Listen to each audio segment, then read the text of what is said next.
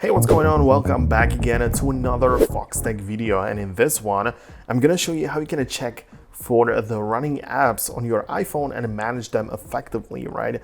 So no matter if you're trying to just save battery or have an understanding of what's going on with your phone, I'm gonna guide you through the steps to just so you know what's going on, right?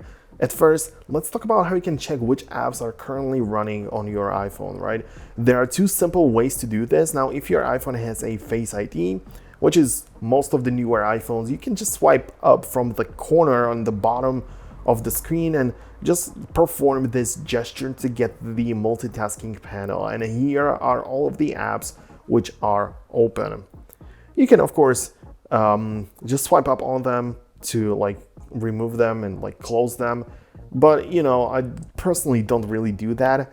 I don't think it really helps with anything, but you can always just see that, right? And of course, the second option is if you have a home button on your iPhone. If you have one of the older models, you can double tap it to get there to the same section, right?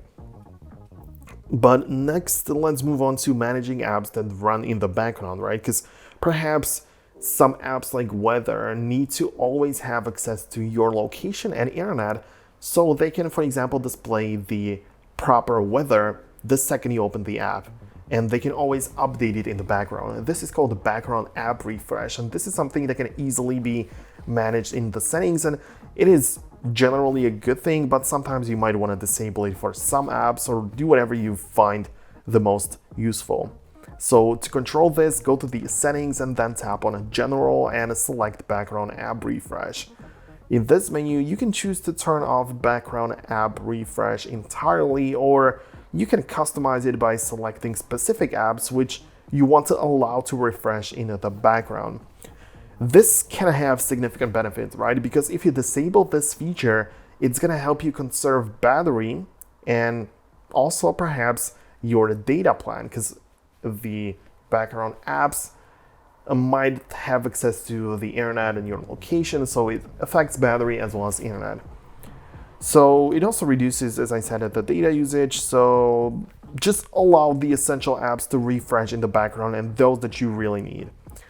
Personally, I like this to be set for some apps like weather, and as I said, for those that need to have the updated information right away, but I definitely don't have it enabled for every single app. So that's gonna be about it. Hope you found this video useful. If you did, make sure to hit the thumbs up, subscribe below, and I will catch you in the next video.